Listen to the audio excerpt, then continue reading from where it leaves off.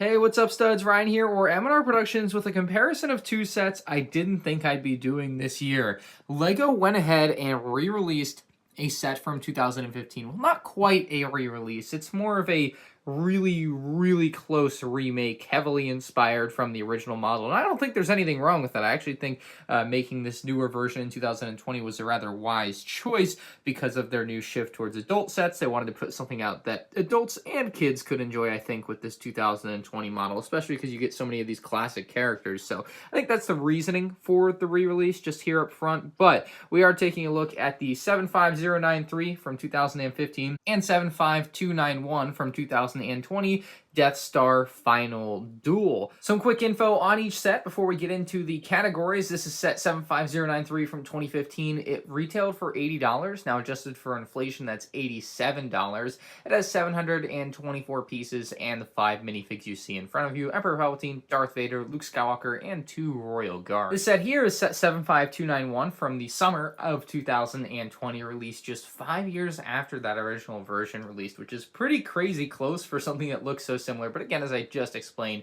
it kind of makes sense. This set retails for $100, which is a little bit more expensive, but we'll get into that during the value category. And it has 775 pieces, so 51 more pieces than the original set. It also does have the same 5 minifigures for its selection, although there are some changes that we're about to talk about right now. On the left, we'll have the 2015 figure, and on the right, we'll have the 2020 figure. And you can see straight up, there's not much difference. I honestly prefer the older hood as well. LEGO did bring in the newer hood piece for the newer Palpatine, which does make sense. Now, where I think the newer Palpatine actually sets himself apart from the older one is that golden lightsaber hilt. That's definitely a better piece to have used for this set, as well as the softer cape. The older cape uses the harder material, the newer one uses the softer material, so that's definitely nice. You can see that even the back faces are the same though, so for all intents and purposes, they're the same figure, except one has the new hood, new cape, and different color lightsaber hilt. Up next, we have Darth Vader, who is also very similar year over year. In this case, you're getting a better print, though, on the newer one for sure. You can see the leg print is definitely a bit more detailed, as well as the torso print has some changes, which actually take away some of the markings from the torso print, which is kind of interesting. You basically see more markings on the torso on the old one, less on the new one, and less markings on the legs on the old one, and more on the new one. So it's kind of flipped in that way. It's also interesting they've kind of scaled back the silver on the torso. You can see how much less there is on the newer one near the top of the torso. So they're actually more different than I think I thought before I put them next to each other. But the biggest change with this figure is going to be that arm printing that we definitely have never seen before in any LEGO Star Wars Darth Vader. So it's really great to see. You can see the plain black arms of the older one versus the nice new print on the new one. It's not exclusive to this set, but it's definitely a huge draw for a lot of people. You can also remove the helmet on either figure to reveal the face, which is slightly different on the newer one, perhaps, which seem to be the exact same as far as I can tell, bar maybe a little discoloration from one to the other, just because they're from different year prints, but it looks pretty much identical. The newer Vader definitely better, though. The Luke minifigures seem pretty close to identical, if not identical. You know, there may be a small change somewhere that I'm not seeing, but the print looks exactly the same as far as I'm concerned. The face print also looks the same, just that same kind of nothing blank look. And even that second face around back and the back print seem to be exactly the same, so no real change for Luke Skywalker. And finally, we have the Royal Guards, 2 of which are included in each set. The only difference between these is that the older character has the harder cape, the newer one has the softer, slightly see-through cape. So really the same figure, though. No face underneath the helmet or anything. It's a Royal Guard. It's a nice figure. It makes sense to be in the set, but they haven't made any changes here. As far as which set has the better minifigures, I think it's a pretty easy call that 2020 is just slightly better. The arm printing on that Vader goes a long way, and the soft capes are a nice touch. My least favorite thing about 2020, though, is going to be that new hood piece. I just don't think I like it. I really don't. It looks weird, and then you can kind of see the cape underneath the neck, and it looks awkward, so I'm just not a huge fan of that. But in general, 2020 is slightly going to get the nod here for the minifigure category. Moving into the playability of each set, we're going to find that these are pretty similar because they're obviously both very similar builds. However, the newer version does improve upon a few things. Now, we'll start out with the doors on each set, and they open up very easily. You just have these kind of things that you pull out on, and they open, right? That's how the doors work. You can play with them the exact same way on each set, regardless of the way they look. They function the exact same way. Now, the next kind of big play function is that on either set, you can actually pull the set apart like so, and then make it a bigger play set, right? You kind of get this runway that kind of builds up. And so we'll do the same on the older set here, and you can pull it apart. And again, you see this runway that kind of folds out like that. And it can be slightly relevant to playability because you do have more space on the older set. You can see there's just more space here on the older one versus the newer one, which you just don't get so much of.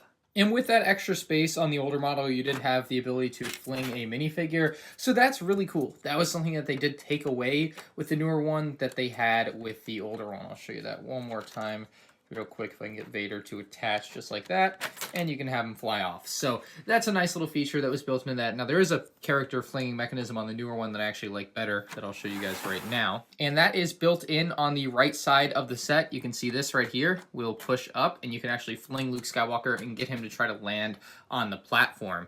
I think this is a slightly better play feature just because of the reusability, trying to get it done. Like, it's hard to do. I've done it once. It's just not easy to do, but we'll give it one more shot here. Maybe we'll get lucky on camera. No. But the ultimate goal is to try and fling Luke up and get him to land on top of the platform, which you can then have drop out from under him and make him fall down. You'll also find the same feature on the older set's platform. If we place Luke up there and knock this out from under him, he can fall and get hung up there in that case, but you get the point. He can fall down. It's the exact same on both sets, essentially, as far as that's concerned, except the newer one has the ability to try and fling Luke up there, albeit it's almost impossible to get done. Both sets do have stairways leading up, which you can actually have pop off. And so again, if we take a figure, like let's say a Luke Skywalker here, and we pop him on there, and then we push on this, you can see we can make him pop off and fly away. The same feature can be found on the newer set with the stairs as well, so you can break the stairs apart, which is another great play feature. Both sets have chairs for Palpatine. On the older set, you didn't have any clips or anything. On the newer one, you do have clips to hold handcuffs and whatnot, so that's good, I guess, for storage, not so much play, but you use the handcuffs for play. The older set does also include handcuffs to use on Luke, so for that kind of role play, those are included in either set. Now, the older set does have some lightning for Palpatine, which is absent on the newer set, unfortunately. So that's a small thing, but, you know, maybe it does matter to you.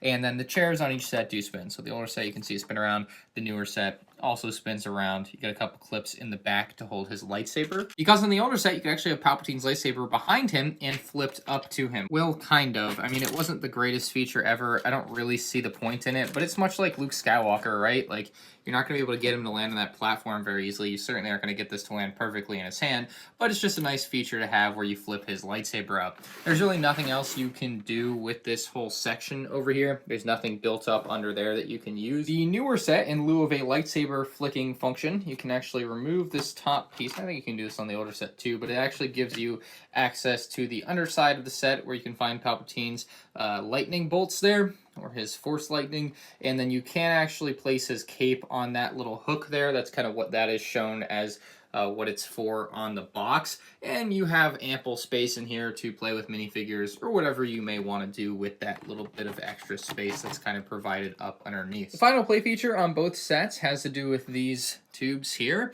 and on both sets you can have Palpatine get thrown down the tube. It's pretty great.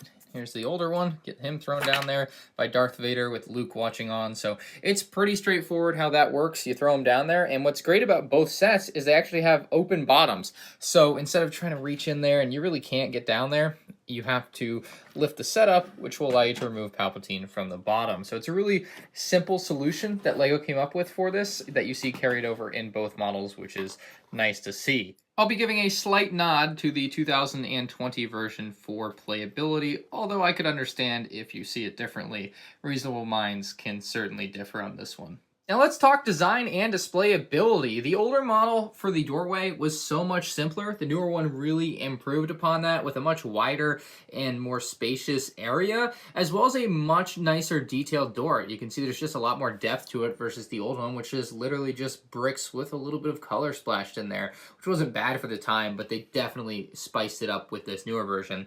You also have some nicer statues on the outside versus the old one, which just has these two golden cups with cones on top of them. Definitely nicer detail on the newer one.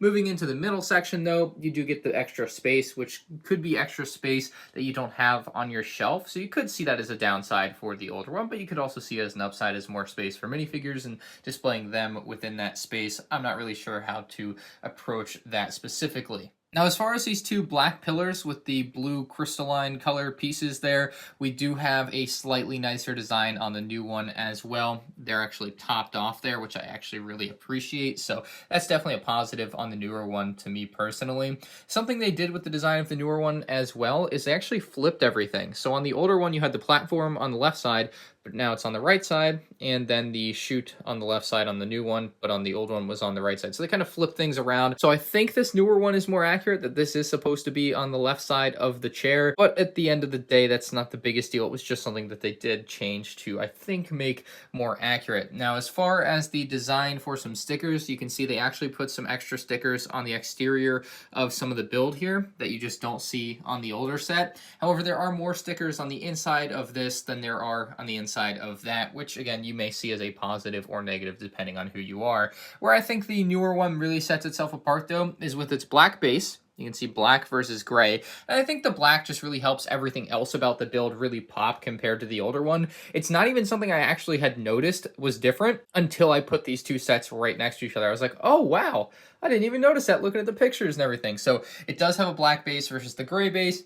And then, of course, next to Palpatine's throne here, you do have some paneling, which is actually wonderful. You can also see these cheese slopes up here just create a nice angle that is just non-existent on the older set. You can see they use basically some like early 2000s panels there. Yuck. The panels also have a twofold purpose here, where they actually act as a stopper for these sections, where the old one, like, I don't know, these sets, both of them in general, design-wise, are kind of flimsy like this as you try to move it around, and they'll end up all discontorted. But at least on this one, you can pull it taut and it will stop like at a nice angle. This one, if you pull it taut, they'll all just line up and it'll look kind of weird. So that's the way I feel about that. And for that reason, I think that the older set just isn't quite as good design-wise, but that is what you would expect. You would hope that after 5 years, they could at least do something to spice it up, something would be better, and it definitely is. Into the final category here with my opinion, I think that it's pretty obvious that the 2020 set is just better in pretty much every way. It just does the little things right. They made so many small improvements over the older model that I really appreciate.